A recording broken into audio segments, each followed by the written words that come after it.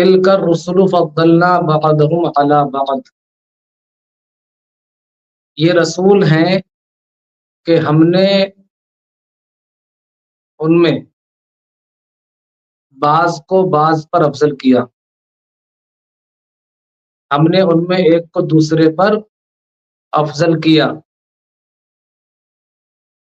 منہم من کلم اللہ، ان میں کسی سے اللہ نے کلام فرمایا۔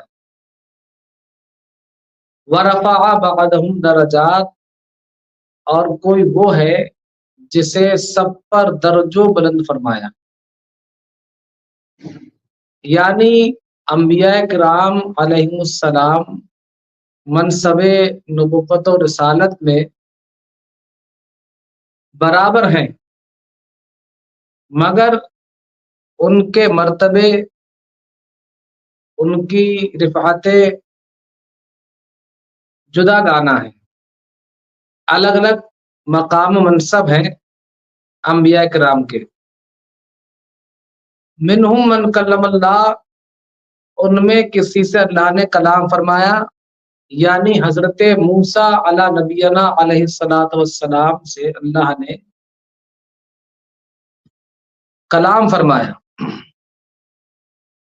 یہ کتنی بڑی فضیلت کی بات ہے، انسان اگر کسی سے بات کرے، کسی ایم ایل اے سے، ایم پی سے، سی ایم سے اس کی بات ہو تو اپنے آپ کو بہت بڑا سمجھتا ہے۔ دیکھیں موسیٰ علیہ السلام کی شان آپ دیکھیں، اللہ تعالی نے انہیں ہم کلامی کا شرف بخشا۔ ورفع بعضهم درجات، اور کوئی وہ ہے جسے اللہ نے سب پر درجوں بلند فرمایا۔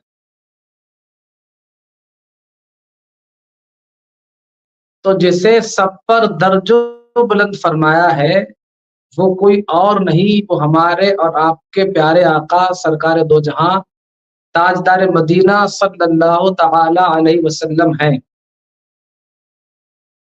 اب یہاں پر ایک بات یہ معلوم ہوئی کہ اللہ نے درجوں بلند فرمایا، اور اس درجوں بلند فرمانے میں کوئی شمار نہیں رکھا۔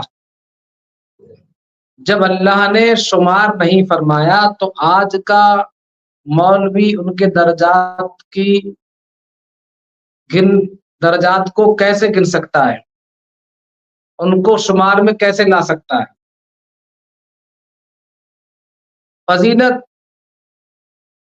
وہ خصوصی بزرگی ہے جو اللہ تبارک و تعالی نے اپنے حبیب سرکار دو جہاں تاجدار مدینہ کو عطا فرمائی،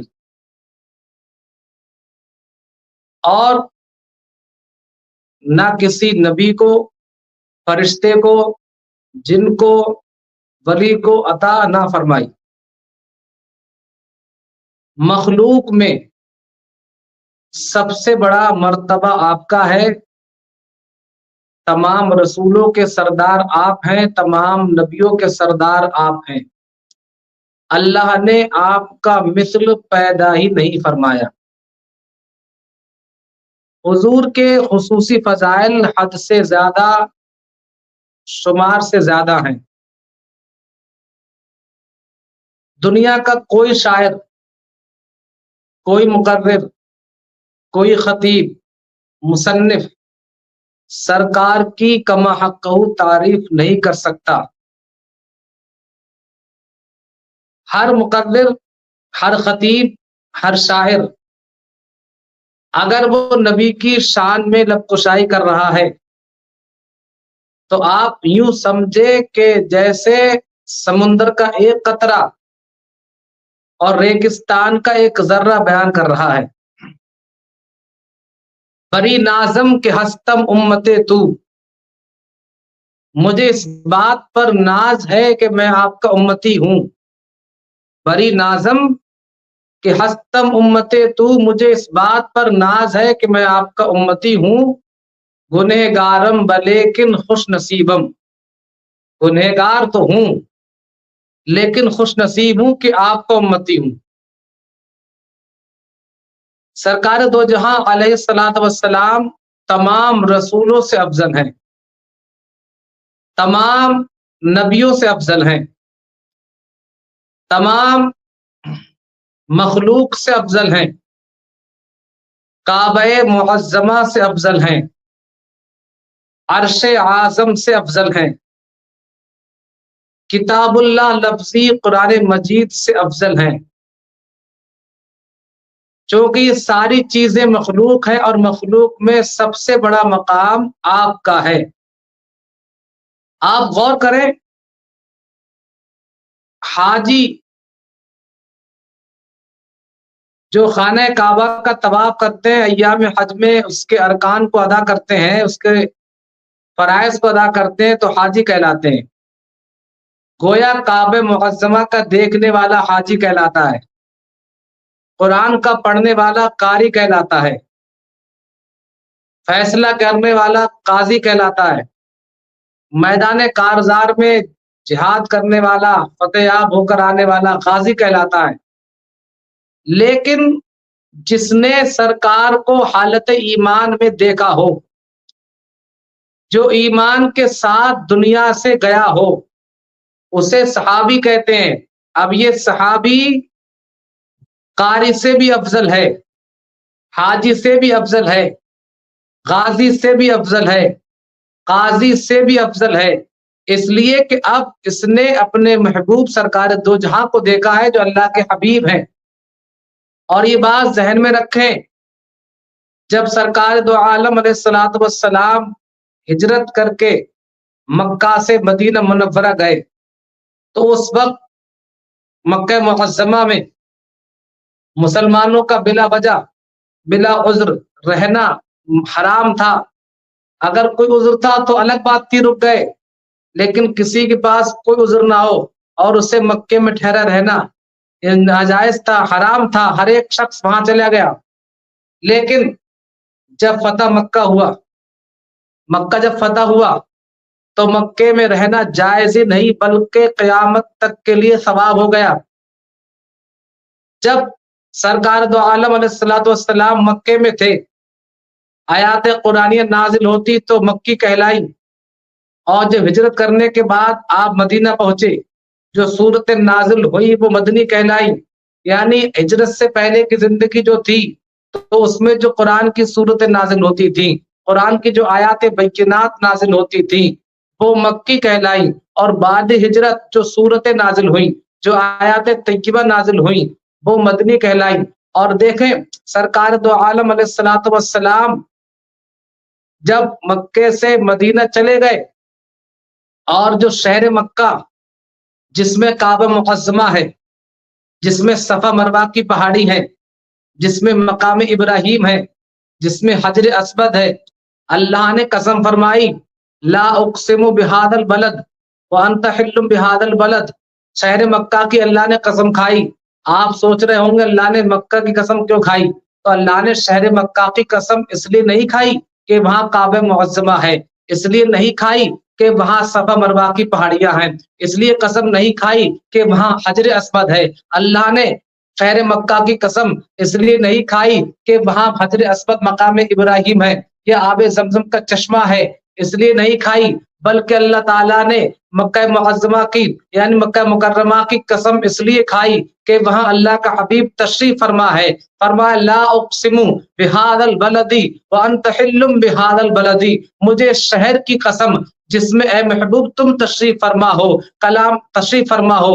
آل حضرت پکار اٹھے، اے کلام الہی میں شمس الضحیٰ، تیرے چہرے نور فضا کی قسم، قسم سب تار میں راز یہ تھا کہ حبیب کی زلف دوتا کی قسم، وہ خدا نے ہے مرتبہ تجھ کو دیا، نہ کسی کو ملے نہ کسی کو ملا، کہ کلام مجید نے کھائی شہا تیرے شہر و کلام و بقا کی قسم۔ یہ ہے سرکار کے فضائل، یہ ہے شان مصطفیٰ۔ سرکار فرماتے اعطیت خمسا لم یعطہن احد قبلی، 5 چیزیں مجھے اللہ تعالی نے وہ دی جو مجھ سے پہلے کسی کو عطا نہ ہوئی۔ فرمایا نصرت بالرعب مسیرت شہر، 1 مہینے کی مسافت کی رعب سے میری مدد کی گئی۔ یعنی اگر میرا دشمن مجھ سے 1 مہینے کی مسافت کی دوری پر رہتا ہو، اگرچہ مجھ سے جنگ کرنے وہ آ رہا ہو، لیکن اس کے دل میں رعب طاری ہو جاتا تھا، میرا خوف بیٹھ جاتا تھا۔ اللہ نے میری 1 مہینے کی مسافت کی رعب سے مدد کی ہے۔ وجعلت لی الارض مسجدا وطہورا، اور اللہ نے میرے لیے زمین کو مسجد بنا دیا ہے۔ پہلے کی امتیں تھیں، ان کی عبادت گاہوں میں ہوا کرتی تھی، انہیں یہ حکم تھا کہ تمہیں نماز پڑھنا ہے تو اسی عبادت خانے میں پڑھنا ہے، لیکن مسلمان کی شان یہ ہے کہ وہ کہیں کسی جگہ پر ہو، چاہے وہ ہندوستان میں ہو، ہندوستان کے کسی کونے میں ہو، بلکہ دنیا کے کسی کونے میں ہو، کہیں بھی نماز کا وقت ہو جائے تو وہاں وہ نماز پڑھ لے۔ اللہ نے روئے زمین کو مسلح بنا دیا ہے کہ دنیا میں جہاں چاہے وہ نماز پڑھ سکتا ہے، اور فرمایا وجعلت لی الارض مسجدا وطہورا، میرے لیے مسجد، زمین کو مسجد بنا دیا گیا اور ذریعہ طہارت بنا دیا گیا۔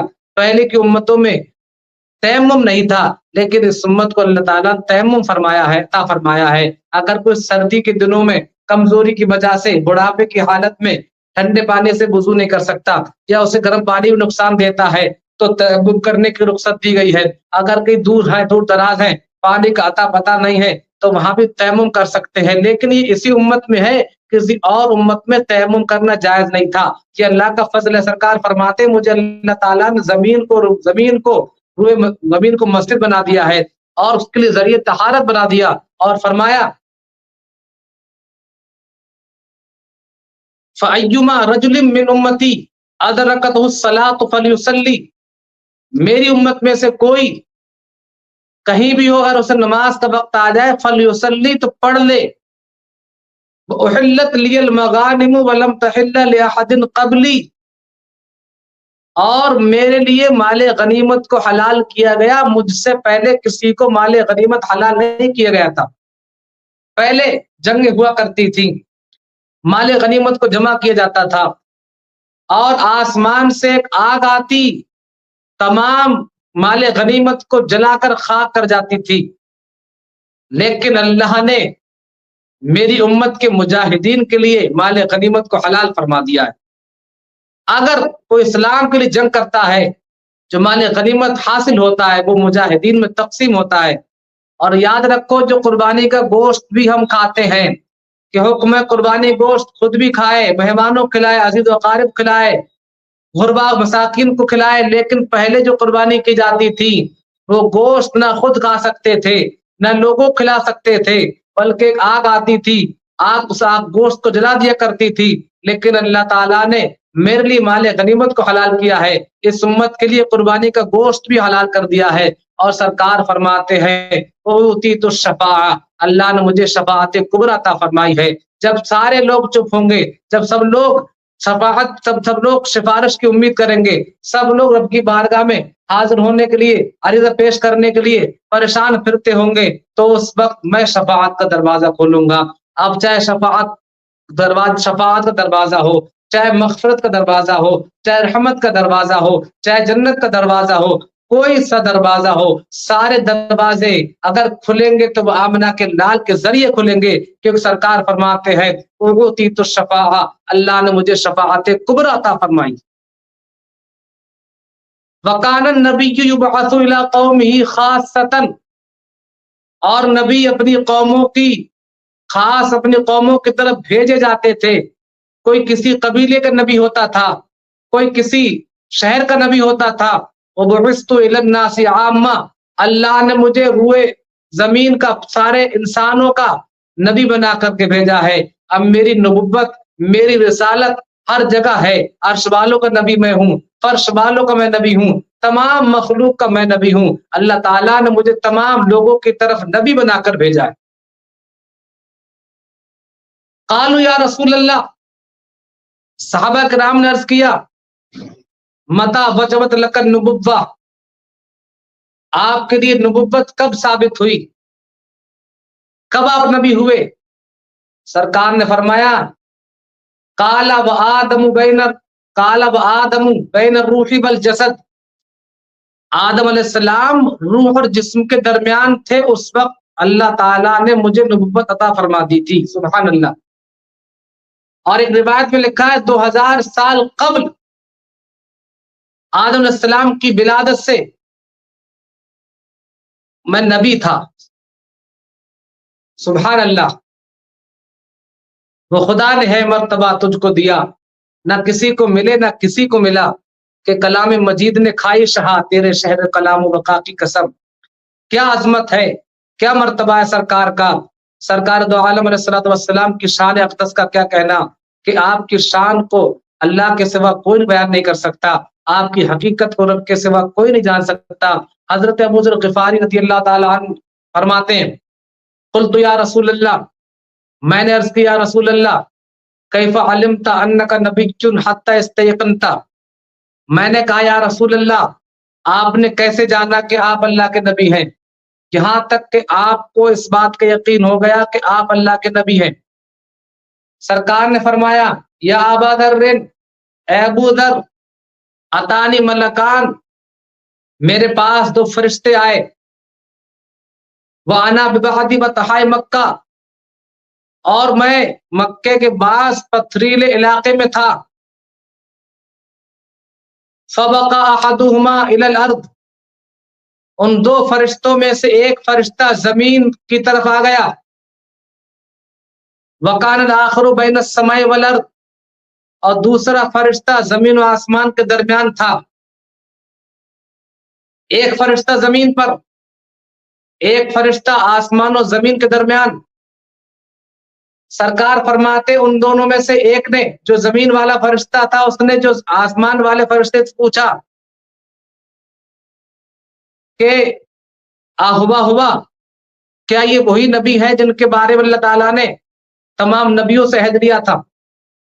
کیا یہ وہ نبی ہیں جن کی رسالت عام ہے؟ کیا یہ وہ نبی ہیں جن کے بارے میں اللہ تعالیٰ نے فرمایا کہ محمد اللہ کے رسول ہیں، جن کے ہاتھ کے بارے میں اللہ نے فرمایا وما رمیت اذ رمیت ولکن اللہ رما، جن کے رونے کے بارے میں اللہ نے فرمایا ولسوف یعطیک ربک فترضی، جن کے سینے کے بارے میں فرمایا الم نشرح لک صدرک، جن کے علم کے بارے میں اللہ نے فرمایا الرحمن علم القرآن، رحمان نے محبوب کو قرآن سکھا دیا.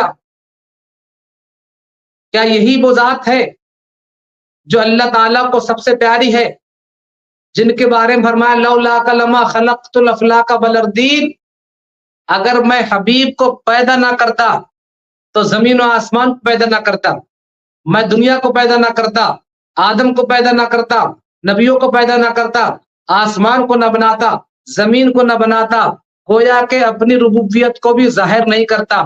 میں نے سارا سب کچھ بنایا ہے، اپنے حبیب کے صدقے منایا ہے. وہ فرشتہ پوچھ رہا ہے کہ یہ وہی ہیں جن کے بارے میں اللہ تعالیٰ یہ فرماتا ہے کہ تمام نبیوں کے سردار ہے؟ تو قال نعم، ہاں یہ وہی ہیں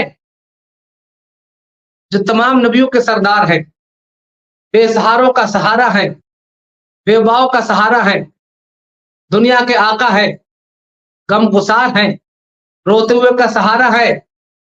تو وہ فرشتہ جو زمین و آسمان کے درمیان تھا، اس نے کہا فَزِنْهُ بِرَجُلٍ، انہیں ایک آدمی کے ساتھ ان کا وزن کرو، تولو. تو سرکار فرماتے فَوَزَنْتُ بِهِ فَوَزَنْتُهُ، مجھے اس ایک آدمی کے ساتھ فرشتے نے تولا، میں اس سے بھاری نکلا.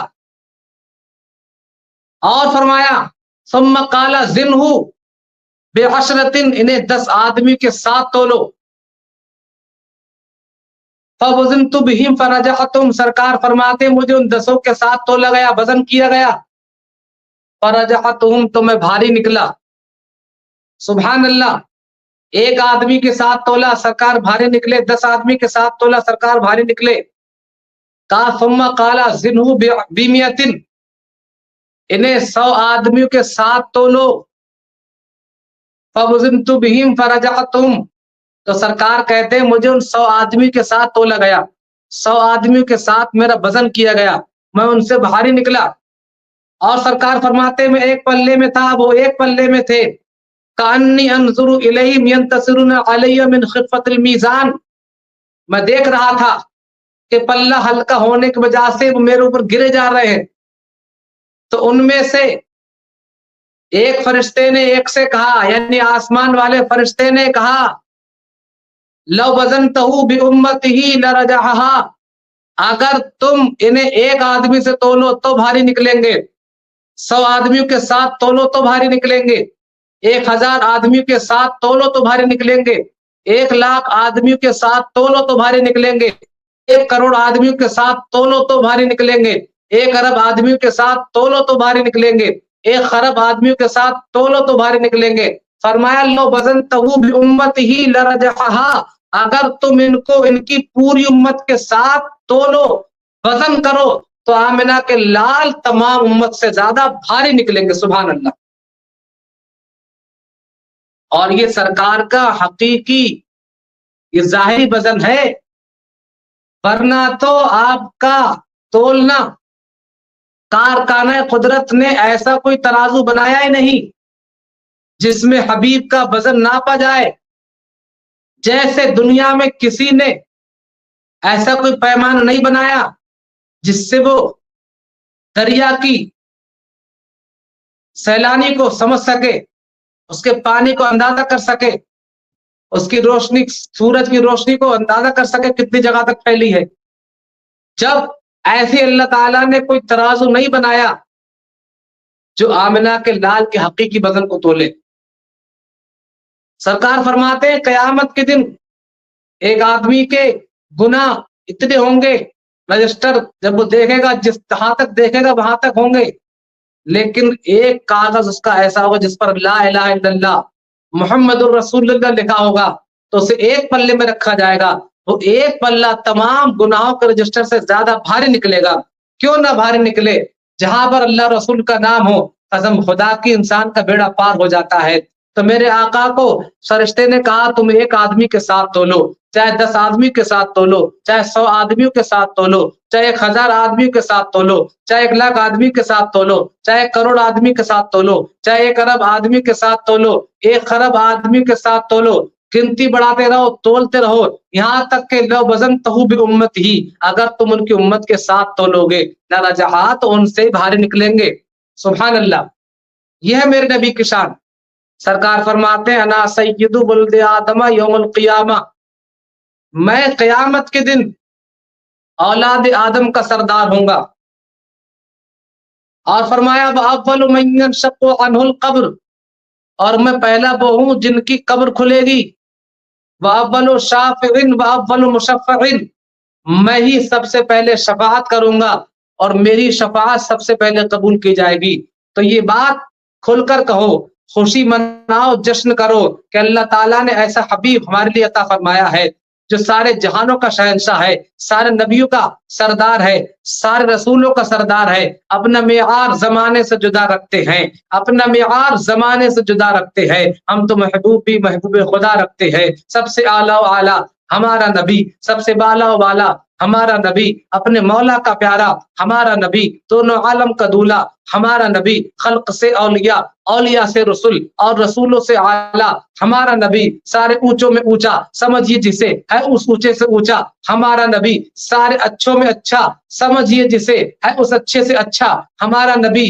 کون دیتا ہے؟ دینے کو منہ چاہیے، دینے والا ہے سچا ہمارا نبی. ملک کونین میں انبیاء تاجدار، تاجداروں کا آقا ہمارا نبی.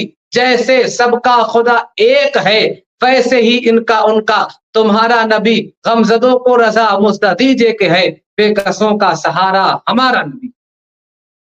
تلک الرسل فضلنا بعضهم علی بعض، یہ رسول ہے کہ ہم نے ان میں ایک کو دوسرے پر افضل کیا. منہم من کلم اللہ، ان میں سے کسی کو اللہ نے کلام فرمایا. ورفع بعضهم درجات، اور کسی کو درجہ بلند فرمایا. یہ درجے بلند فرمانا، جسے درجے بلند فرمایا ہے وہ سرکار کی ذات ہے، ہمارے نبی کی شان ہے. ایک حدیث شریف میں آیا ہے، سرکار فرماتے ہیں کہ جب لوگ قیامت کے دن روکے جائیں گے تو ہم ان کی شفاعت کریں گے. جب لوگ وفد بنیں گے تو ہم ان کے پیشرو ہوں گے.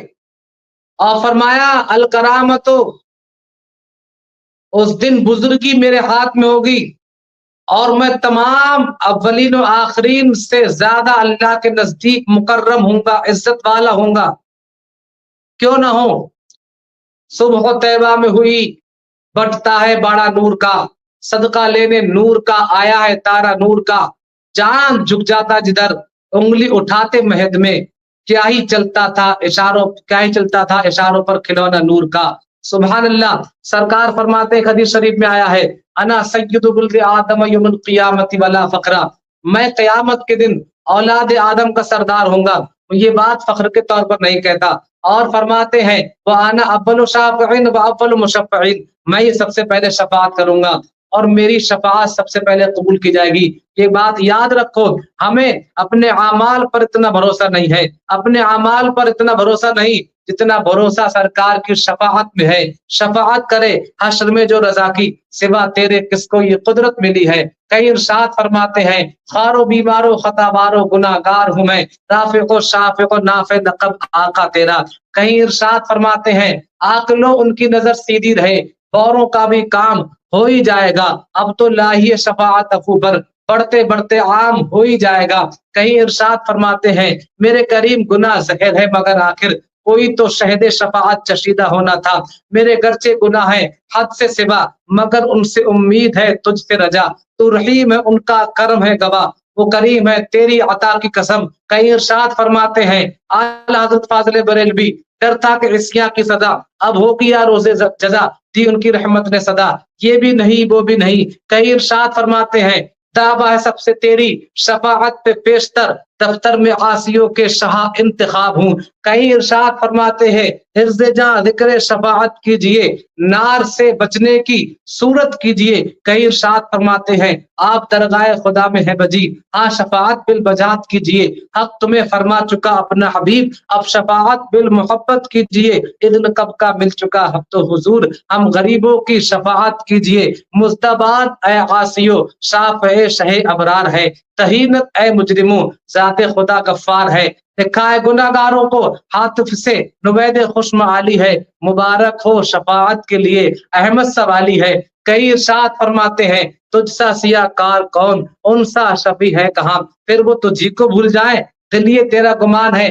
खौफ न रख रजा दरा, तू तो है अब्दे मुस्तफा, तेरे लिए अमान है, तेरे लिए अमान है। हम सियाकारों पे या रब तफिश महशर में साया अफगन हो तेरे प्यारे के प्यारे गेसू। कई फरमाते सिलसिला पाके शफाअत का झुके पड़ते हैं, सजदे शुक्र के करते हैं इशारे गेसू। कई इरशाद फरमाते हैं, अभी न आए थे पुश्तजी तक के सर हुई मगफरत की शर्लत, सदा शफाअत ने दी मुबारक, गुनाह मस्ताना झूमते थे सन की वो देख बादे शफाअत के दे हवा, ए आबुल रजा ये तेरे दामन तरकी है। कई इरशाद फरमाते, तैबा में मर के ठंडे चले जाओ आंखें बंद, सीधी सड़क ये शहरे शफाअत नगर की है। शाफ़े रोज़े जज़ा तुम पे करोड़ों दुरूद, दाफ़े जुमला बला तुम पे करोड़ों दुरूद। कहीं इरशाद फरमाते हैं, खौफ न रख रजा जरा, तू तो अब्दे मुस्तफा, तेरे लिए अमान है, तेरे लिए अमान है। शफाअत करे हश्र में जो रजा की, सिवा तेरे किसको ये कुदरत मिली है।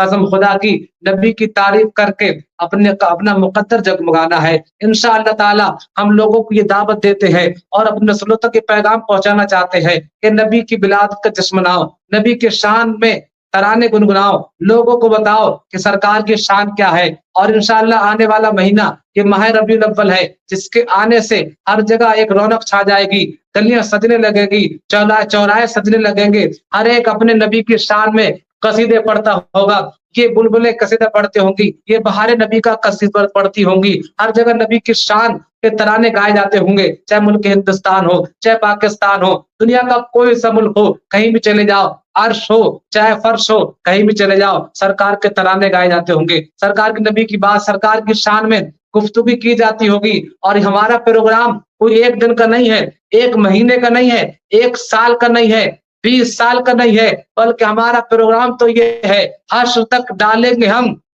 पैदाइश मौला की धूम, हश्र तक डालेंगे हम पैदाइश मौला की धूम, मिसले फारस नजद के किले गिराते जाएंगे, खाक हो जाए अदू चल कर मगर हम तो रजा, दम में जब तक दम है जिक्र उनका सुनाते जाएंगे।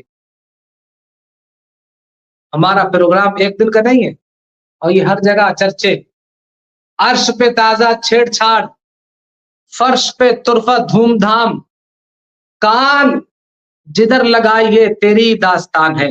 یہ نبی کی شان ہے.